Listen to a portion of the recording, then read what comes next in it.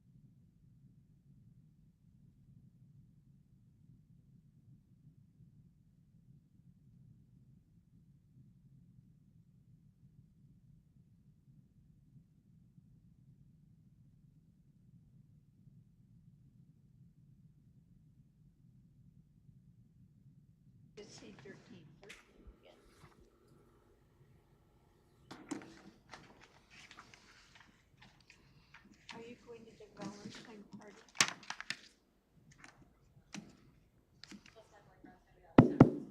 I have 2 tickets. It is 2 o'clock, so I will call this meeting of the Wichita Historic Preservation Board to order. It's Monday, February 9th, and we will kick things off today with a roll call.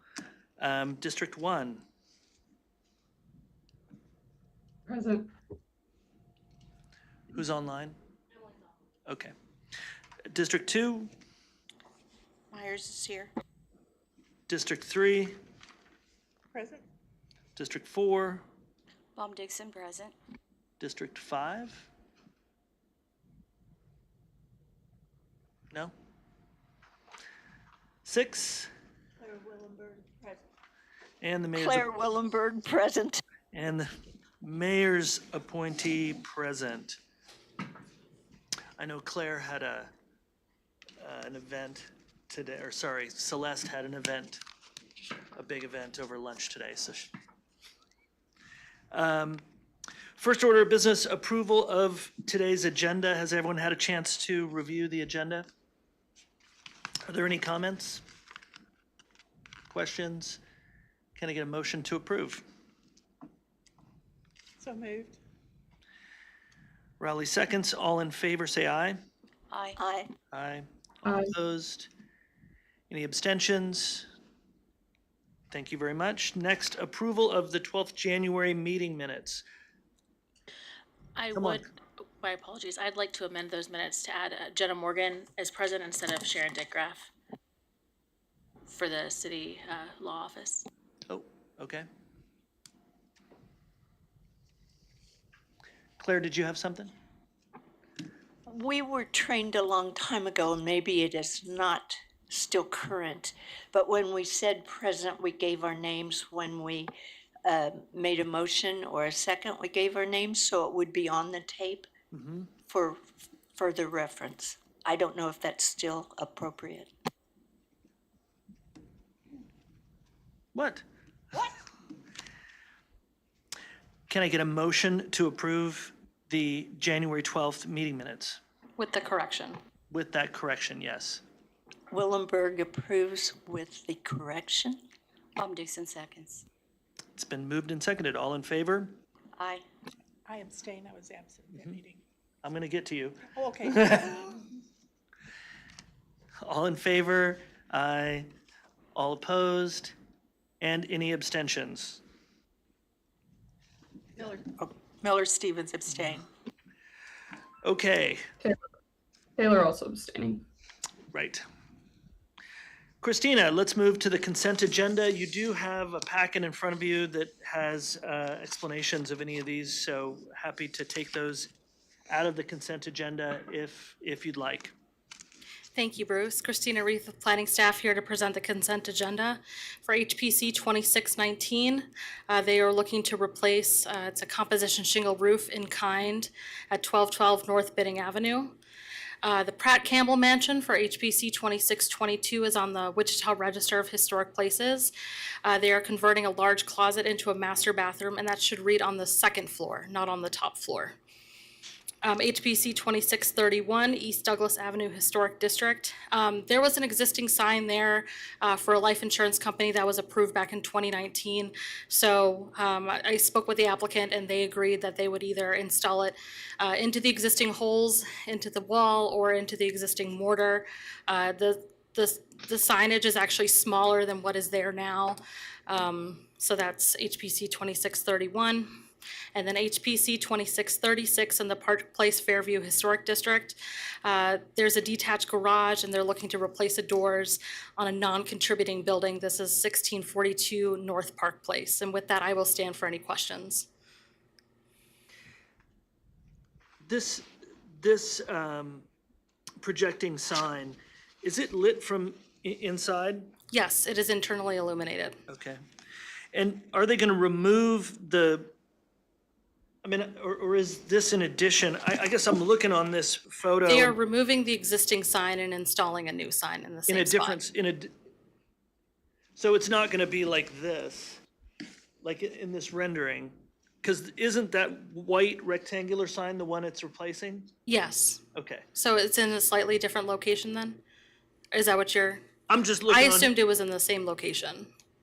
Well, the white one is still on here, so Okay, it's showing it further to the north. okay. And I just was wondering if it's, are they going to take the old one down? And Yes, they are going to take and the old one this one down. goes in the same location, so this rendering, they probably just put it in the wrong spot? Yes. Okay.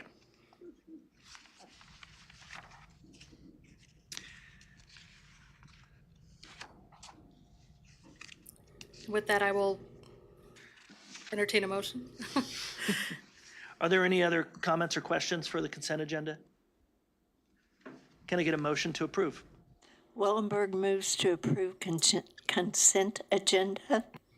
Rowley seconds. It's been moved and seconded. Those in favor say aye. Aye. Aye. Aye. All those opposed? Any abstention? That motion carries. Thank you. Project review. We've got two today, and this first one may require a bit of explanation. Yes. All right, here we have HPC 2026-04. This is a zoning action onto a historic property.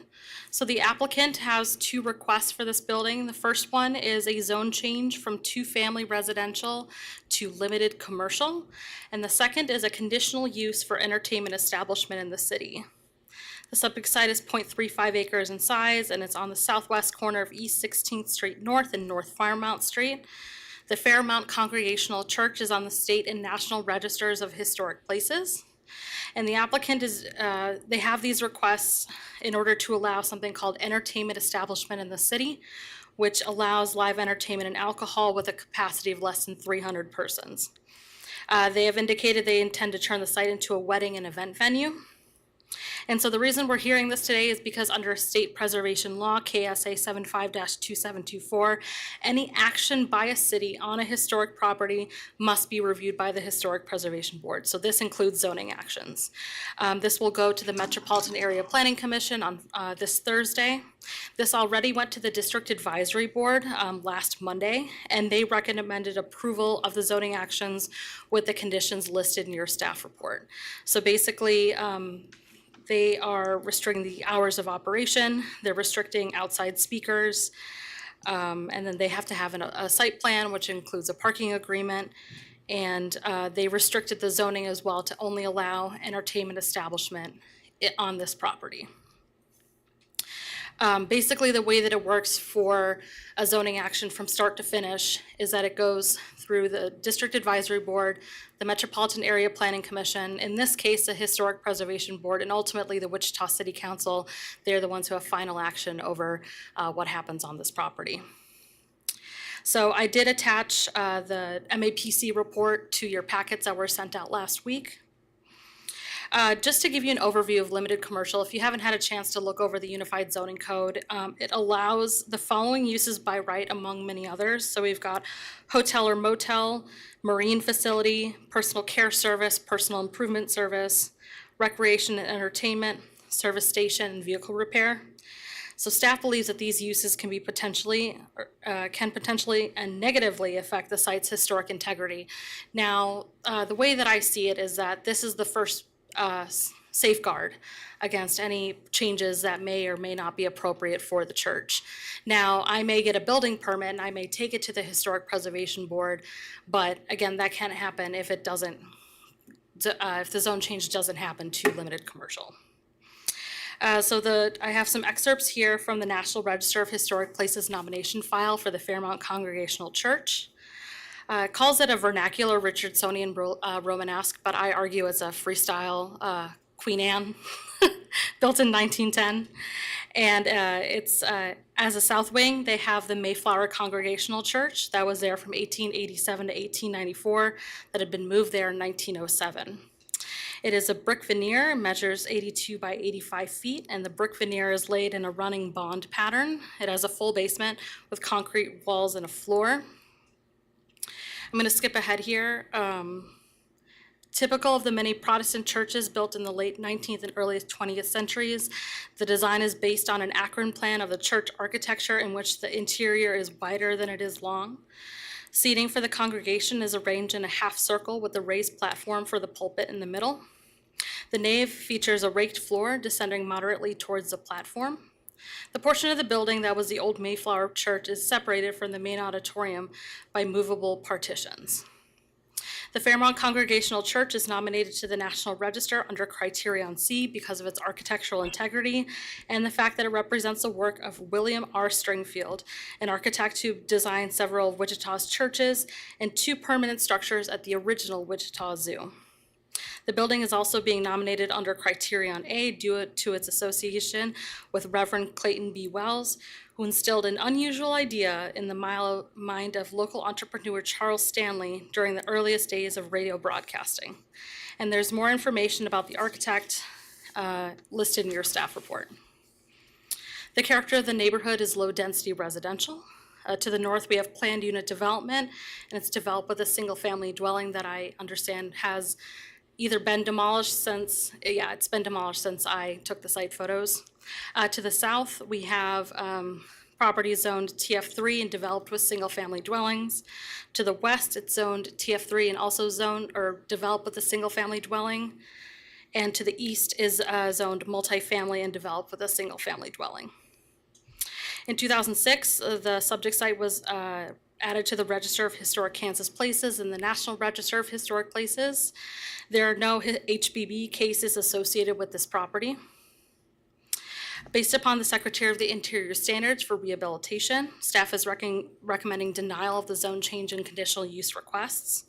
I have the recommended motion listed in your staff report, and I also have it in one of the later slides. The proposed zoning actions do not meet standards 1 and 2. Standard 1, a property shall be used for its historic purpose or be placed in a new use that requires minimal change to the defining characteristics of the building and its site and environment. Standard 2, the historic character of a property shall be retained and preserved. The removal of historic materials or alteration of features and spaces that characterize a property shall be avoided. The requested zoning classifications have the potential to introduce new uses that do not require a separate zoning action or a separate building permit, and thus are not subject to state preservation law, yet have the possibility to impact the property permanently. So let's go through some of the site photos here. This is looking east away from the site. The single-family dwelling is just south of this photo. Next slide, please. This is looking south towards the site. Next slide, please. This is looking north away from the site. You can see the single-family dwelling here has since been removed. Next slide, please. And that concludes my site photos, and I have the recommended motion here in your slide. And with that, I will stand for any questions. Questions from the board? Is this the time to question parking? So, Next one. well, everything that our scope of work is the Secretary of the Interior Standards. Now, from a zoning perspective, they have to come up with a parking agreement that shows that they have sufficient parking. But we cannot, unless you can find, Could it tie into the neighborhood if they are, it looked like they were planning to destroy a few more homes to the south? that is, I will defer to the applicant if they are present for this. I'm not sure if they're Okay, online here. I'm not sure that's correct, but it looked like maybe 3 homes were going to go down. So I received an email from the applicant saying that they intend to demolish 2 of the single-family homes to the south for parking. I've got a question. What changes of characteristics of the structure that warrants number 1? And are there any historic materials that have been removed and not retained? So these do not require a building permit, so I was not notified of these changes, but in the aerial, it shows that a concrete patio has been erected with a fence around it. And then the applicant has told me that they've replaced the floors. I'm not sure what the floors were replaced with, and the pews have also been removed. Do we know for sure Christina, stained glass windows? Sorry, Emily, did you have a question? yeah, is the interior of the building part of the listing? Like Yes, it is. okay. I'd say if it was the exterior only and the reasoning was mostly related to a person, but you're saying that their interior features theoretically should be what part of what is protected here by its listing, Yes, the interior is protected. and the exterior, like it appears like it's been repainted too. Like it's all of that should be protected by its status too. Yes, the exterior is protected as well.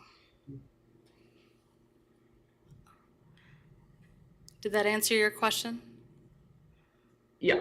Okay. My question is the stained glass windows. Did we figure out? I drove by. It looked like there are windows in there. Just curious if they were the original windows. I'm not sure if they've been replaced, but I know that I did a comparison on Google Maps, and at least one stained glass window panel was removed on the north side of the church. Thank you. Any other I questions? have a question Yep. about it just says wedding and event venue. What kind Yes. of events are we talking about? So I wasn't given any other details other than an entertainment establishment in the city allows for live entertainment and alcohol for less than 300 people. So entertainment, there's a definition within the city code. Same thing with live entertainment, there's its own definition. I don't have it on me right now, but that was what was relayed to me by the applicant. I guess I find it interesting because in my view, one could argue that a church is an event center. Churches regularly have weddings, they have events, they have gatherings, they have music. They do it under the guise of being a church, but when I think about the activities that are going to happen here, well, but it's really the same. It's a gathering of people, and they're going to have music, and depending on the church that they were with, they might have had alcohol or not. And I'm trying to think more broadly in terms of, if it's not going to, if we're going to hold it to the point of saying it was a church and therefore it has to be a church forever. So an event center to me is pretty much about as close as you're going to get to a church. Yeah, except those don't have stained glass windows. And this one, but the stained glass windows are not what we're talking about here. Because any changes that happen to this have to come through this board. What we're talking about is the zoning that for Yeah, the use. Christina, I was going to ask kind of the same. Can you say more about why you think standard 1 is not met? Like in a new use that requires minimal change, I think I'm kind of going where Bruce is going of, in theory, of an event venue wouldn't inherently require a lot of change to a church facility. Now, standard two, I'm on board of if they're changing character traits all over the place, that would, like, I understand where we're going on standard 2. Can you say more about standard 1? Yes, and I'll tie this in with what was discussed at the district advisory board meeting. So the applicant's request was limited commercial. Like their intention is an entertainment establishment, but their request was limited commercial, which has an array of specific uses. Now, the district advisory board, as I mentioned in the report, they restricted it to just be an entertainment establishment. But as it was presented to us, I have to give an analysis based on what they are asking, which is limited commercial, if So that makes sense. are we able to also recommend approval with conditional approval with this overlay limiting it to its use as an event center, this specific kind? As long as you can tie it into the Secretary of the Interior standards. Okay. Okay, but you're saying your hang up on number 1 is if they get allowed to be limited commercial, they can turn this into a convenience store. Correct. Unless Now, it's, they unless it's, theoretically would have to come back for us for permitted modifications to the building, but you're saying the zoning being tied to whatever the original was. no, I don't think so. I think the recommendation was that it be conditional approval. So rather than just being the broadest limited commercial, it would have an overlay on it that says, although it is limited commercial, it is limited to use exclusively as an event center, which would mean, in my opinion, that it can't become an auto repair center or a boat repair center. That's what the DAB recommended, but not what the initial request was for. The initial request was the broad one. The DAB went with as narrow as they could make it. Correct. So I guess I'm Gotcha. looking at us saying, what kind of direction are we trying to send? Because this is going to go from here to MAPC on Thursday, Thursday, and then to City Council. And they will look at what all of these boards have said as part of their ultimate decision on what they're going to do at City Council. Correct? Correct. And the city council could send it back and start over again. I'm having trouble picturing this, how it's going to look, how it's going to change the area. Being a residential area, there's only two lane traffic, one in each direction. And having an event center in that area, in my opinion, doesn't seem like it's going to be feasible. What's the proximity to Storytime Village? It's right across the street. I mean, Storytime Village, Has limited parking needs and. but it's not residential. That's already happening next to it. There are buses dropping people, in theory, dropping kids off, and later when it's, that's already happening directly adjacent to this site. And my understanding was one of the discussions was having a parking agreement with Storytime to share parking, because the things that were happening at the event center would mostly be happening when there's nothing happening at Storytime Village. Correct. That's the way I read it. Do we have any more questions for me? Yeah, Christina, I think now understanding what the thought process behind standard 1, that makes sense. How do you tie standard 2 to a zoning action rather than something like zoning action tied to a modification of the building. I'm having a hard time making that connection. Yeah, so my logic was that there are changes that can happen to the building that don't require a permit, that have the potential to impact the spaces that characterize the property.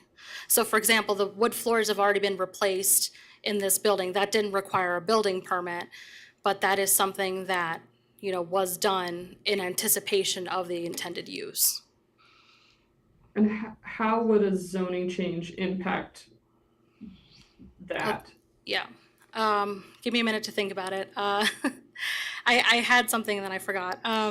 Christina, I Yep. think, just while you're thinking, correct me if I'm wrong, but the idea is, again, from the application we received, which was the broad, limited commercial, the intention, the overlay was a staff response to that, but the staff response to zoning was also a recommendation for denial. The overlay essentially was a backup that if it was looking like boards were looking to approve it, we wanted to give them information to go off of. So coming from the aspect of the application that was received was the broad, limited commercial zoning district, the number of uses that could go into that building that would then open the door for the possibility of a myriad of changes that don't require building permits, I think is where you're coming from. Yes. But Emily is asking how the zoning action would directly affect the character defining features. And again, I would just say, just the potential uses that can be on that property could potentially impact the property. Was that Philip? That was me. Sorry, Emily, I didn't announce Okay, no, myself. I think, sorry, I can hear, but I can't see everybody. I think your description there actually answers the question I was asking Christina. So that works for me.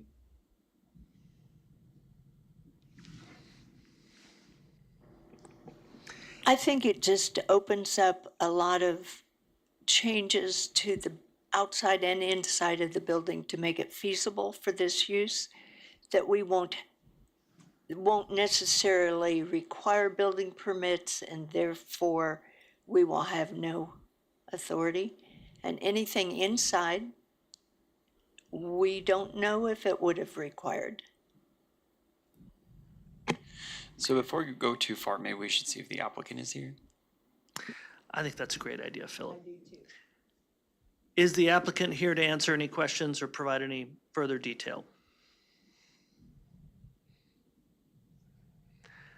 No.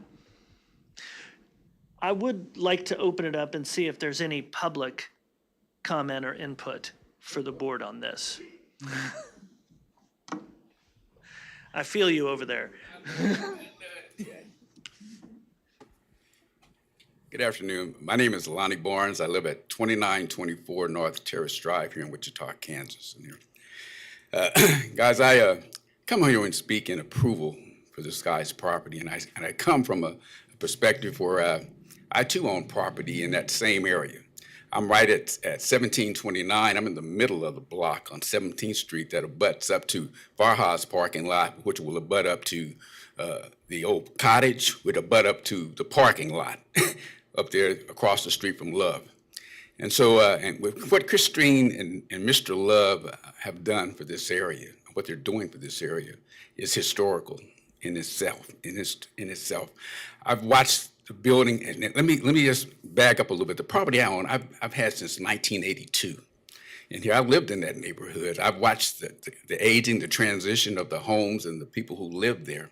What used to be probably 80% homeowners is now probably 80% renters. The dynamics have switched. Wichita State's development, University Village, goes from 17th Street over to 16th Street, from Hillside, clean up to the bar on Gentry. And so that block in that area, you've seen new apartments that are going up on all around there. All those things are developing. The parking lot, I butt up to WSU's parking lot to the north of me, and they're going to have their proposals 3-story office and retail space in that, with parking behind me and possibly a parking garage in here. So the dynamics are changing in here, and most of that is to accommodate the university and the students in here. But 13th from Fairmount neighborhood goes from 17th Street clean over to 12th Street, from Hillside clean over here to Gentry. That's it. And so this area we're talking about is right on the edge of all this development, but the community themselves are not the benefactor of it. So you ask what can happen with that building in here, the purpose in which he said, an entertainment center, what we need within that community, because Fairmount mirrors just about every community around Wichita State. If you can go all the way around, going down Hillside on the other side of 21st.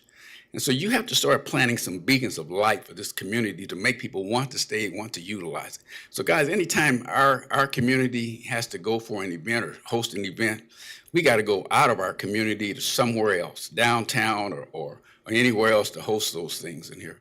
And when I'm getting to be a senior now, I don't tell you, going downtown at night is not fun. So I'd love to be able to go to something in my neighborhood. I'd love to see all the things that Wichita State's bringing on the campus with a hotel where I can invite a family reunion there, what they're doing with Fairmount Park over there for my relatives and kids to go host a thing, and maybe have a family gathering at Mr. Love's facility. And then I have Priska on the other side of me with all that she's bringing. Now when you start putting out these lights, holding these lights back, you're killing the community. You're killing the community, not just this one guy. So I encourage you. I encourage him. And the crazy part, I've known this young man since I was a young man, and so I speak to his character.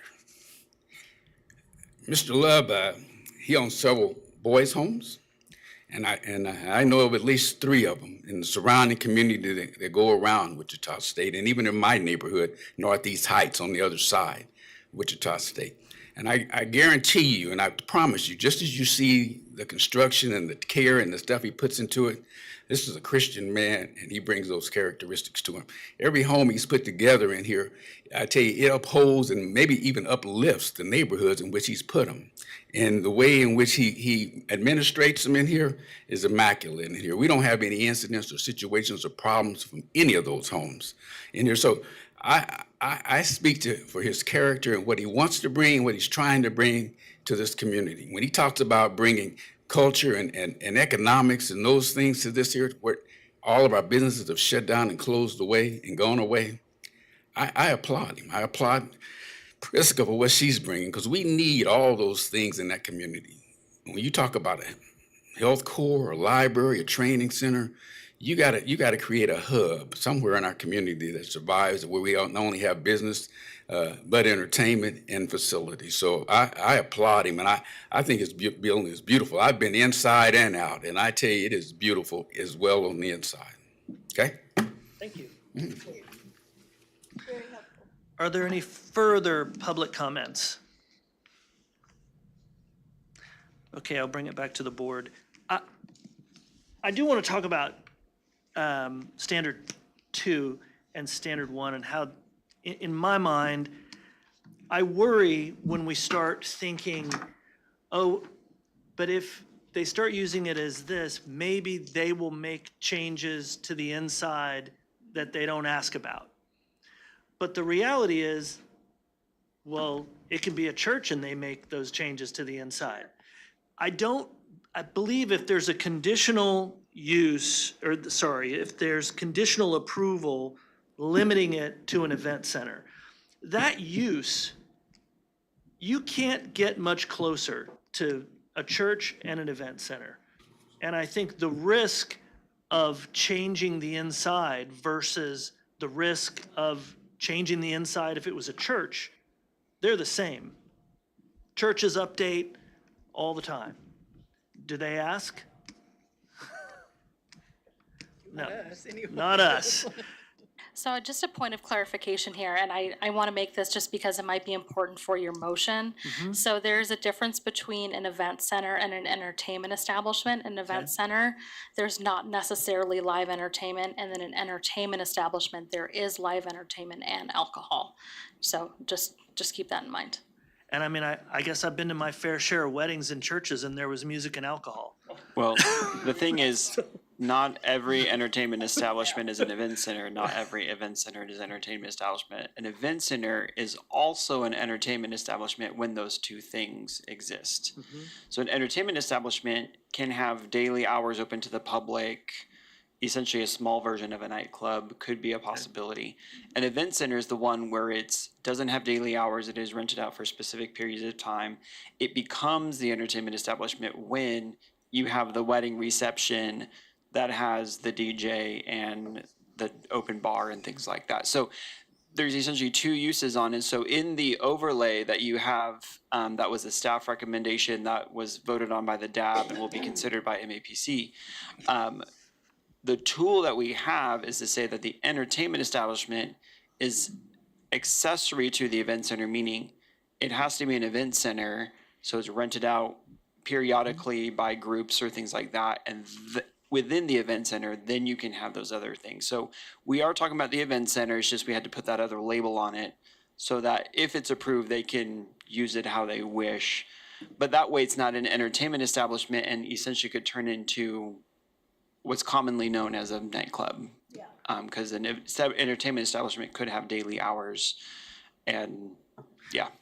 That's very helpful. Appreciate that. It makes a big difference to my opinion. What's the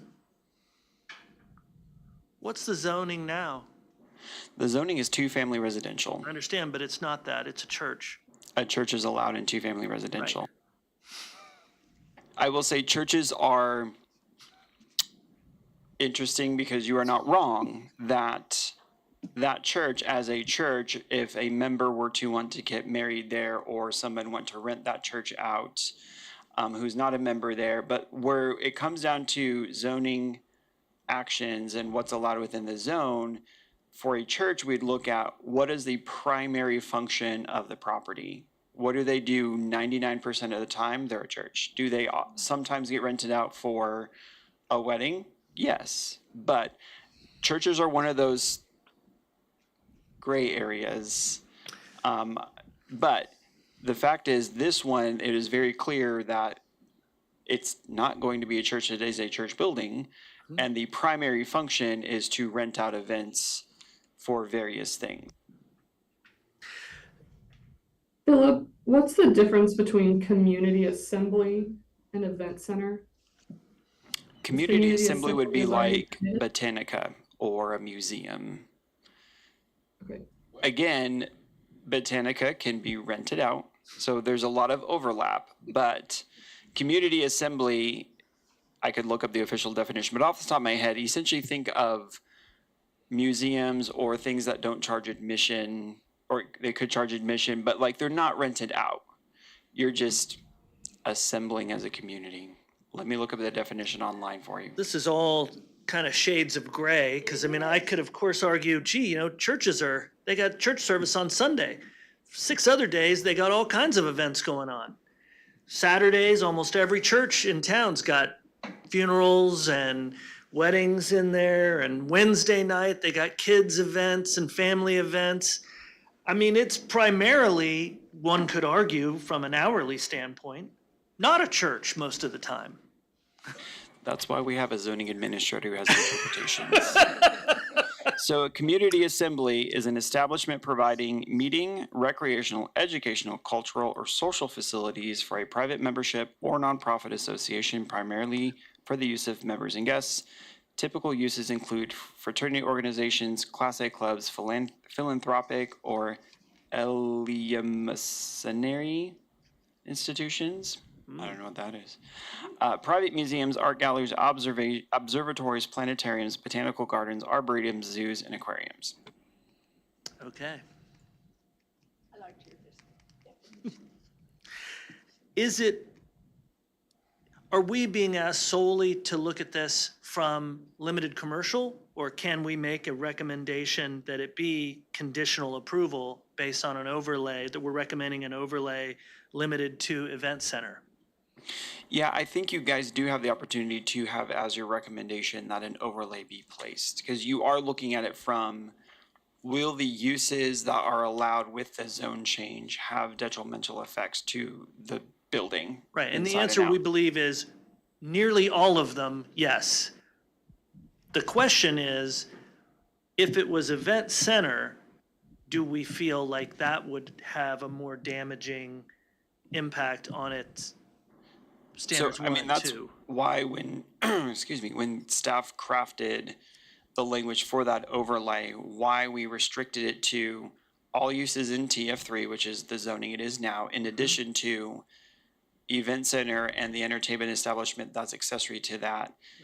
Essentially, you get the one use you want to do, but otherwise it's restricted to what you currently have, to avoid the myriad of other commercial uses that would be allowed in LC that would possibly open that door for non-permitted changes to the building. That was our perspective, was limiting it just to the event center would have the least impact to the structure and least impact to the neighborhood if we're talking about the zoning side of things. But for your guys' discussion, that's what you can consider, and law agrees that you could essentially recommend approval with the staff recommended overlay.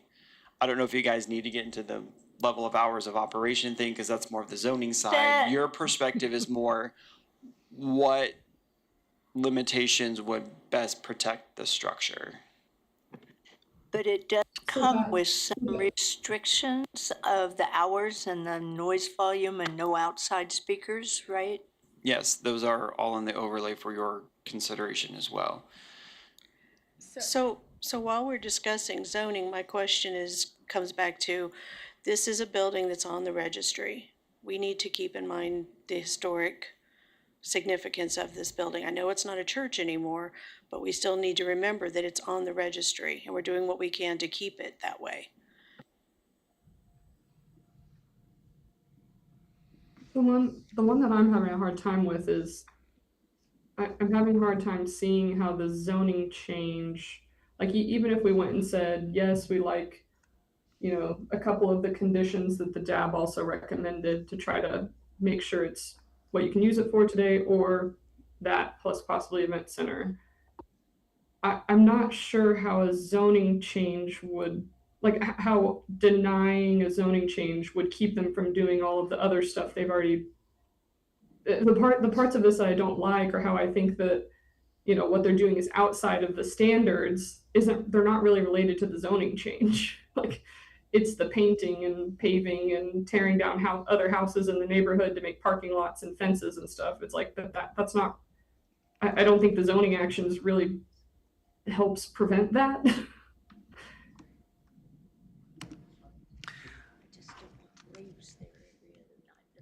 Right.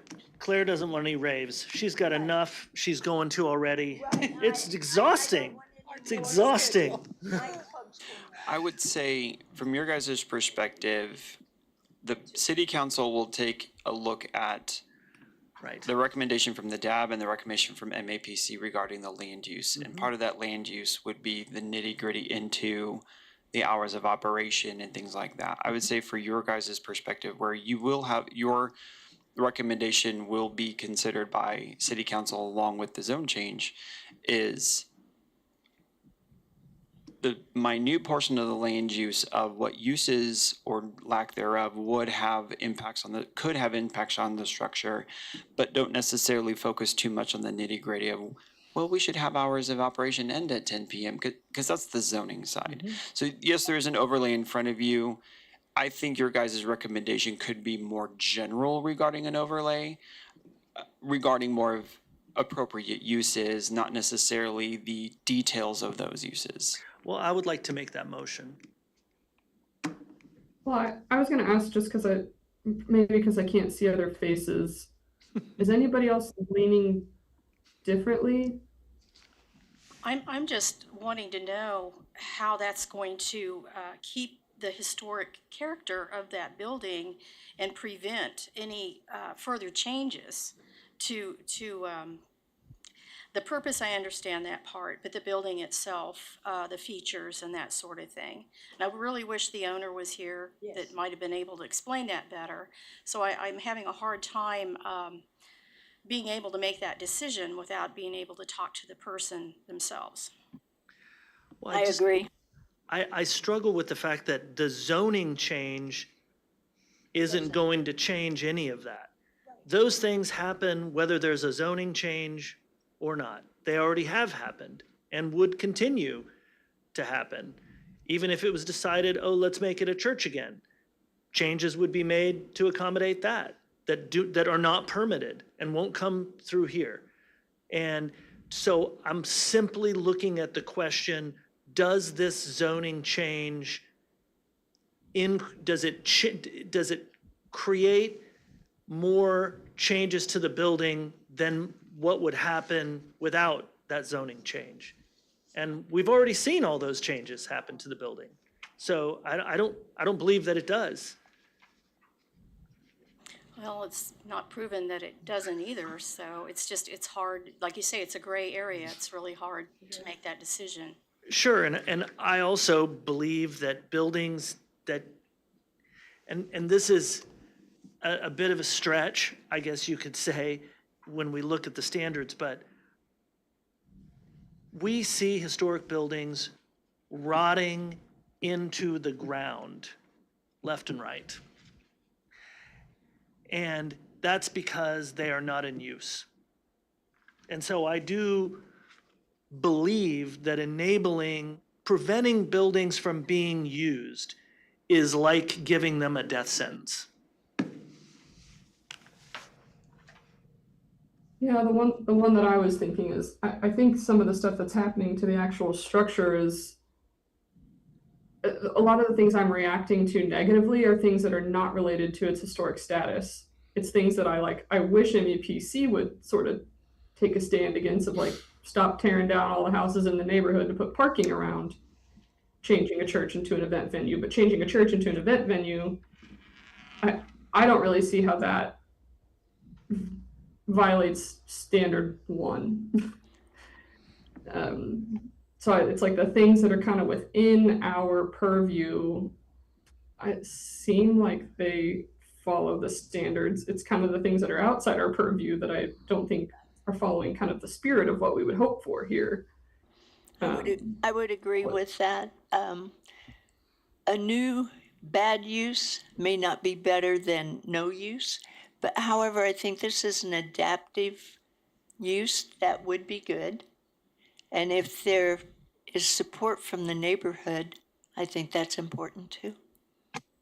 I will mention that DAB, there was no one who spoke in opposition. There was a comment from a DAB person who was like, whoa, Fairmount's not shy as a neighborhood association. So that was a point specifically mentioned at DAB.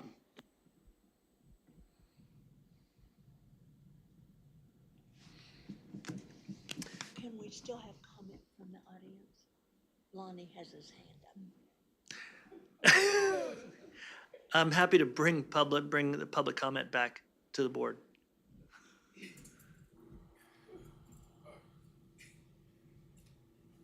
We are going to use our full hour, so I would ask you to be mindful of the time. Lonnie Barnes, 2924 North Terrace Drive, Wichita, Kansas, again. So guys, I want to echo what I'm hearing some of you saying right here. No use, just building, it's a death, it's a deterioration. I'm a native of Wichita, born and raised, and I know that Northeast area up and down in here. And so I can tell you, when you go down 17th Street, down to the bypass, used to be businesses and company and family-owned things that have closed up, deteriorated, boarded up, stuff of this nature. I go by Dunbar, down there in that area here, and I see Phyllis Wheatley. I used to go to Phyllis Wheatley to go to Dunbar, and I see those areas in here just boarded up, deteriorated, and just trying to get some life back into them in here. When I come back to Fairmount over here, when I tell you about where my property is, heck, I'm probably 600 feet from Kirby's bar, and they party all night.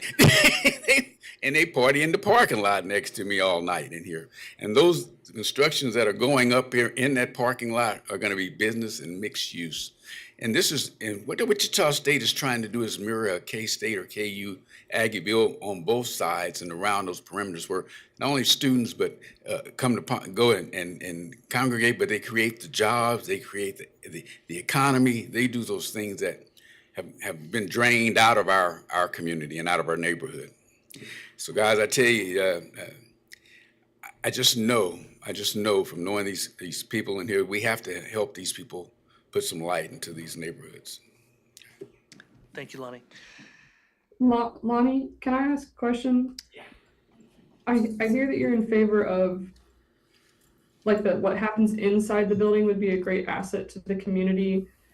What do you think about the ripple effects of something of this scale going in, meaning that other houses will get torn down to make parking lots in your neighborhood? Well, let me tell you, so here's the thing in here. When I drive down 17th Street, when I tell you used to be houses up in here, these are vacant lots now.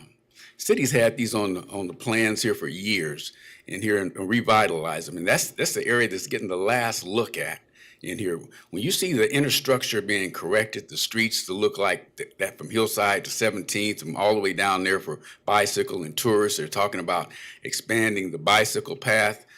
You know, as I just see the impact in here, you got a whole area district in here. And when I talk to my neighbors and my friends, I say, we have an opportunity. We got a historical trail that comes down there passes from Oliver at 17th all the way through our neighborhood and our community, all the way down to 9th Street over and Hillside down there by the hospital. That's a historical trail. It's on the historical register in here.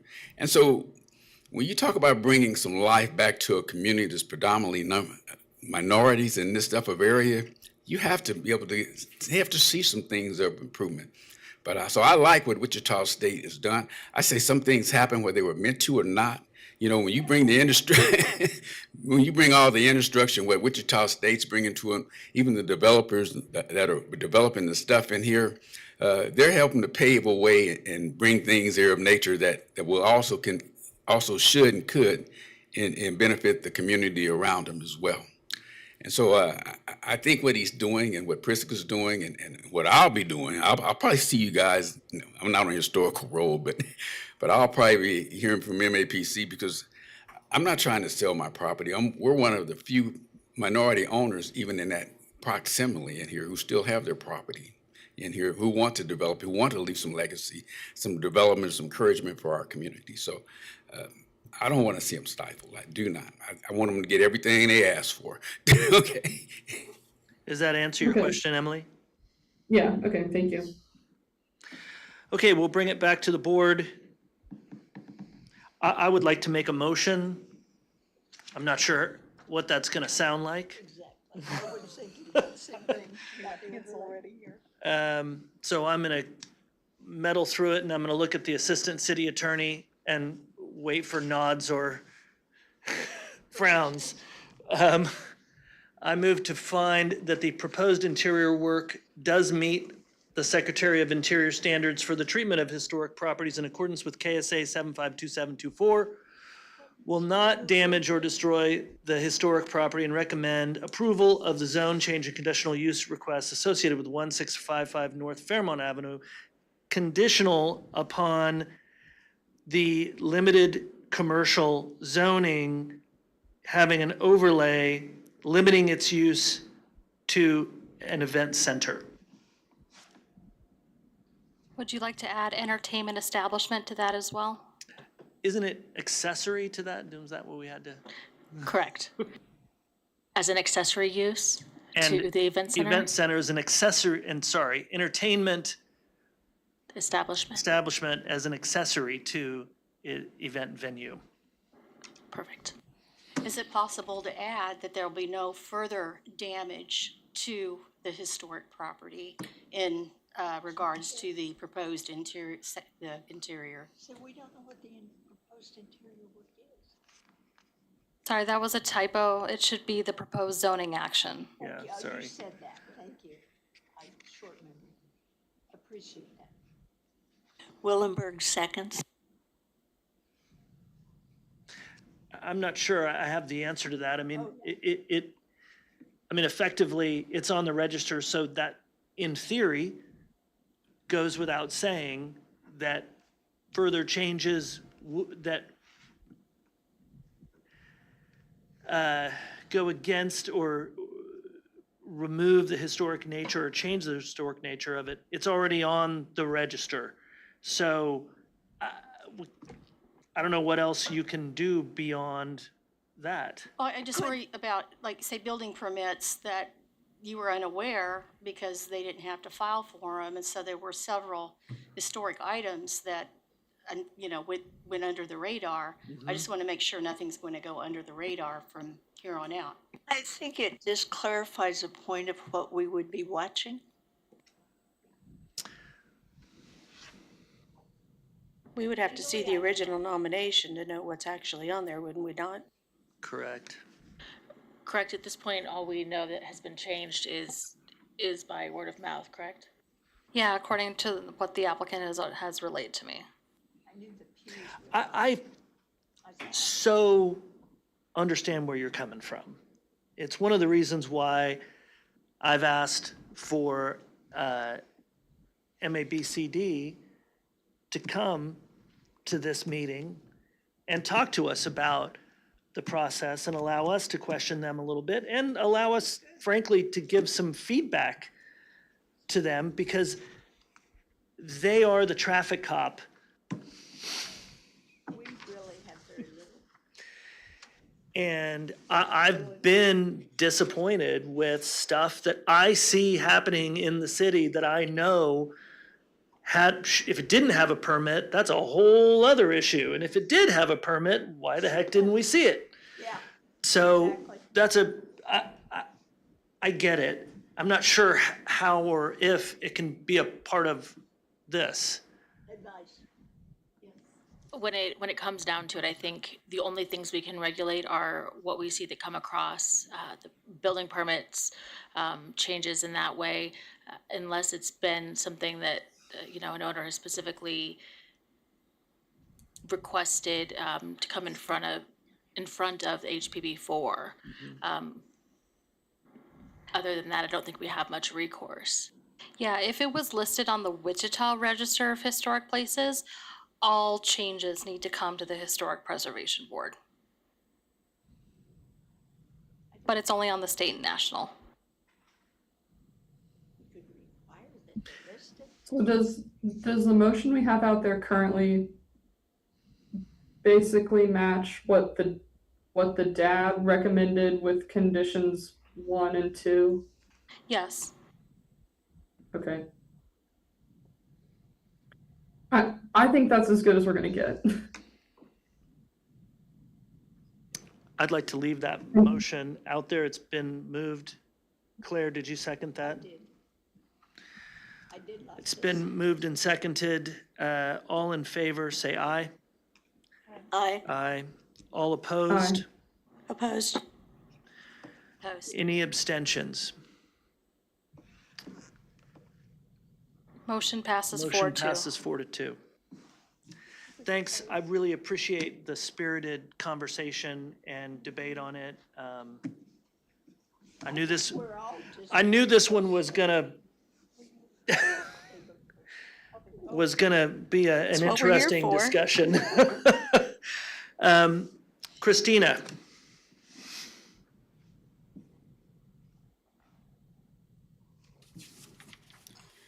This is HPC 2026-00024. The applicant requests to modify the interior of the administration building, or colloquially known as a Kansas Aviation Museum, which is listed on the state and national registers. It's an 11.5-acre property located at 3350 South George Washington Boulevard. It is owned single-family and developed with a museum.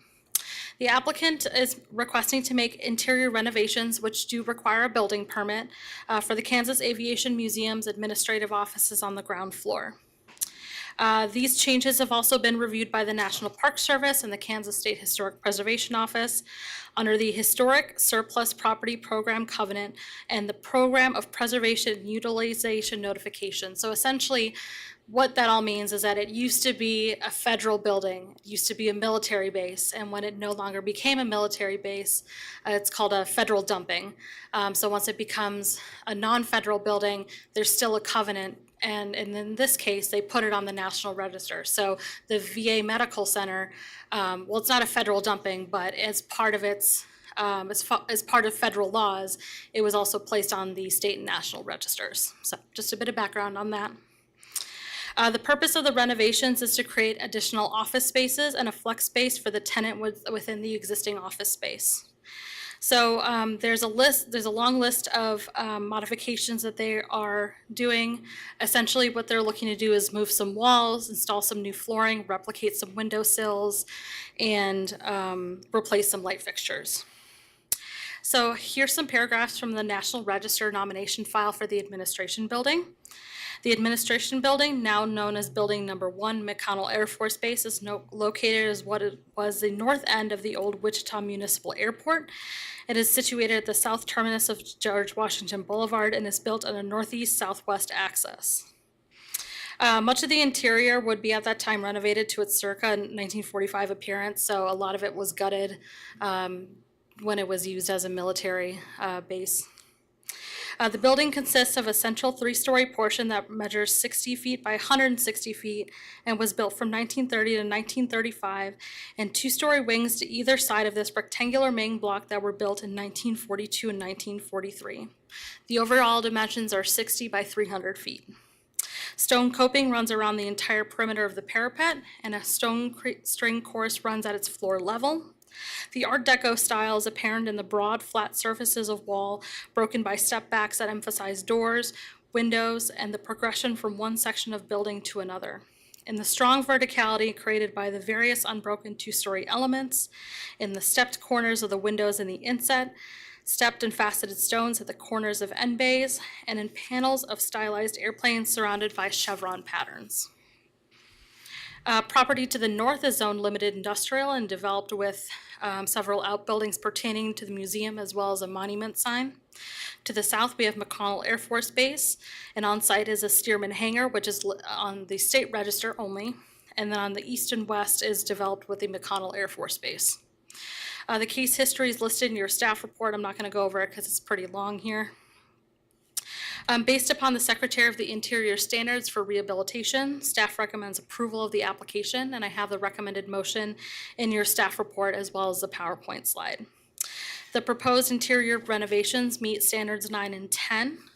Standard 9 is new additions, exterior alterations, or related new construction will not destroy historic materials, features, and spatial relationships that characterize a property. The new work will be differentiated from the old and will be compatible with the historic materials, features, size, scale, and proportion and massing to protect the integrity of the property and its environment. Standard 10 is that new additions and adjacent or related new construction will be undertaken in a manner that if removed in the future, the essential form and integrity of the historic property and its environment would be unimpaired.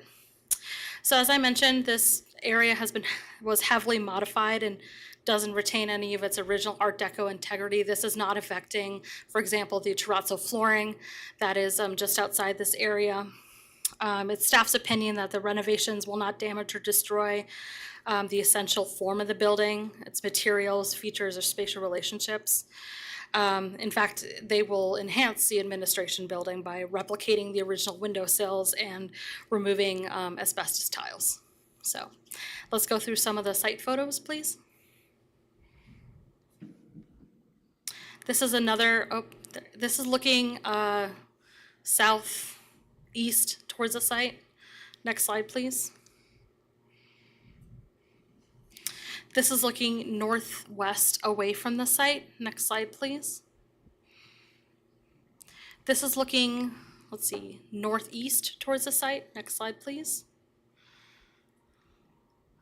This is looking northwest away from the site. Next slide, please. This is looking northwest towards the site. Next slide, please. This is looking southwest away from the site. Next slide, please. And then this is looking southwest towards the site. Next slide, please. And this is looking northeast away from the site. So I tried to put the interior photos in a way that would be chronological, and I hope that you guys were able to understand the way that I tried to walk through these photos. So we'll go through the interior photos, please. So this is after you enter the museum entrance and you look to your right.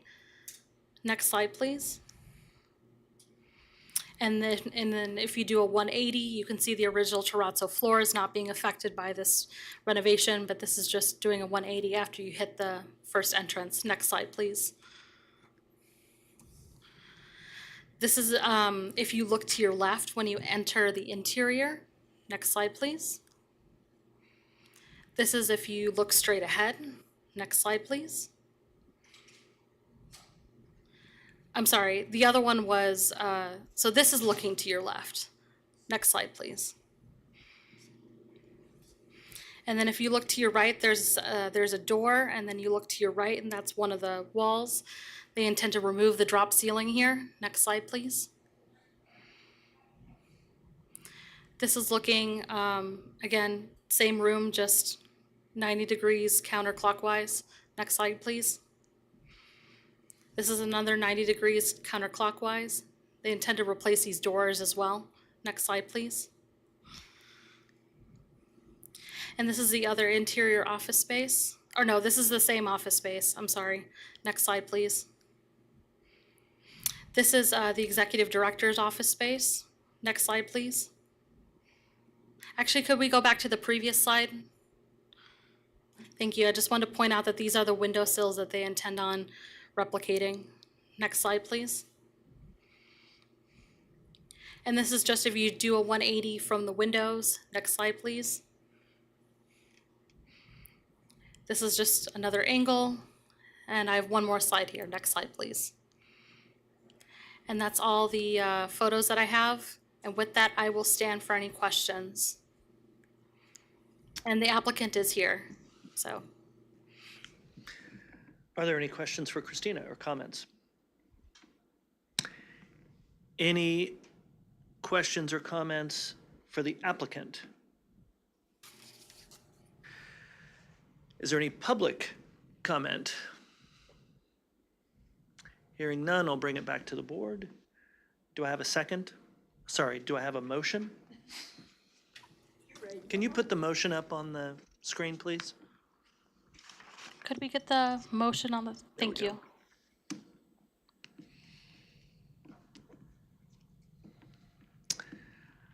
I move to find that the proposed interior work meets the Secretary of the Interior standards for the treatment of historic properties in accordance with KSA 752724, will not damage or destroy the historic property, and recommend approval of the building permit associated with 3350 South George Washington Boulevard. I'll second. It's been moved and seconded. All in favor say aye. Aye. Aye. All Aye. opposed? Any abstentions? That motion carries. Thank you. We'll move on to public comment. We do have someone here. She was here just a second ago. Is Rhonda Lee still out there? She was sitting right there.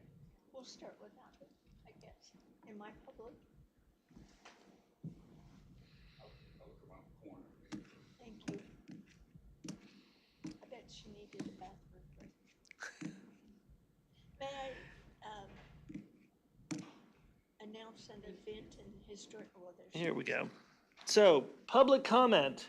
I'm sorry. You're on. Thank you. For the. We're on the public district, comment portion of new the meeting. district. I am in support of developing, Can you give us your name and address, please? oh, Randall Lee Hinman, 1212 North Topeka. The moment I leave, what can I say? I know, we planned it that way. So I am in support of developing another historic district on Market between 9th and 13th Street. I think we need to work hard to save our historic properties. 9th and 13th. North Market. North Market. It's my understanding from the associate planner that we do have a survey already performed on approximately that area, some of North Market at least, and it does indicate the homes still in compliance and the The Non-contributing. non-contributing. I knew it started with a C. Thank you very much. So I was very excited to find out there was already work done on it. Is that all you need from me? Are there any questions for? Can you tell us some more? I mean, the name of the district or any other? I haven't named anything at all. All I know is that. Is there any historic name for it? Any reasons why it's bounded at 9th and up to 13th? Perhaps you could. There are some gorgeous homes in there that greatly contribute to the historic portion of the neighborhood. And it feels like we have a lot of different things kind of encroaching on this. We have a Midtown plan that's coming up, and I would like to have plans in place for this before we start planning and decide that it would be great to build new apartments in there. I believe there are at least 2 structures on the National Register. 1144 North Market, known as the Market Street Cottage, and the Edward Kelly House, is that the one on yes, North Market? Okay. and there may be one more. And there are other homes just as Oh, yes, that just significant. haven't They been. have not been individually listed. I'm waiting for Janice. Okay. Any other comments or questions from the public? How do we go forward? That may be a Christina question, so I'm gonna So get the, depending Okay. on how you would like you can, Okay. One quick plug for the duplex fundraiser on Saturday. Many of you got invitations, and I hope you come. thank you. So depending on which level they would like to nominate the historic district to be, most people go for the state and national because that's where the historic tax credits are. So that would be submitted to the State Historic Preservation Office for review and ultimately the National Park Service for review. If it were to be for the local level, the Wichita Register of Historic Places, it would come to this board. Regardless, it would come to this board for recommendation. And then would also go to the Metropolitan Area Planning Commission and ultimately City Council. My question is, how does it begin? Is that something city staff can help us with? Or is this all citizen generated? That's a great question. I think, That's why I'm taking you to dinner. Well, can I jump back in? I've done individual historic designation. It was the Victor Court Apartments. And of course, it went clear up to the Park City, service. And we have state and national on that.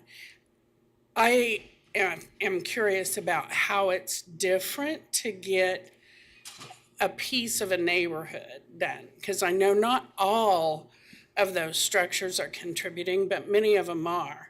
And I've been told I need to get history on each one of the homes, but I don't know if the survey has some of that. I don't know what the survey involves. So they are reconnaissance surveys. I believe they're from the 90s. They should have at least record of the original owner and the current owner. That helps with naming buildings, for example. And then if there's any history beyond that, I don't think it's going to be included, but we can look through the files. Okay. My next question is, could interested parties check out your files? Yes, they are open to the public.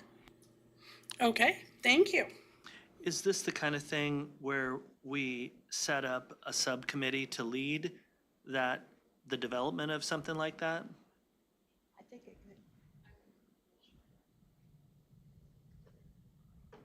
could. I would like to request that we find out if we can set up a subcommittee of interested parties. Can I get back to you on that next month? I'm thinking about when we looked at this when we chased Bob off by having him lead the sign overlay change. And we had, I believe, a couple of members from the board, but also interested parties. In that case, they represented sign companies and the Old Town Association. In this case, would it be can we form a subcommittee that involves members of this board as well as representatives from that area? That's what I would think would make the most sense for something like that. We can have an answer for you when we have our next meeting in regards to that. That sounds great.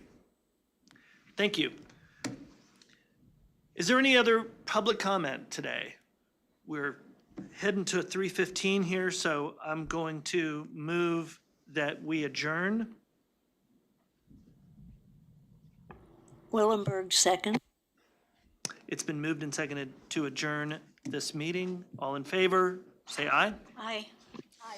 Aye. All opposed? Any abstentions? Thank you very much. This meeting is adjourned. Guess who got Lee to come? I have no idea. We've been talking about this for Was it Bob? 10 years. It might have been Bob.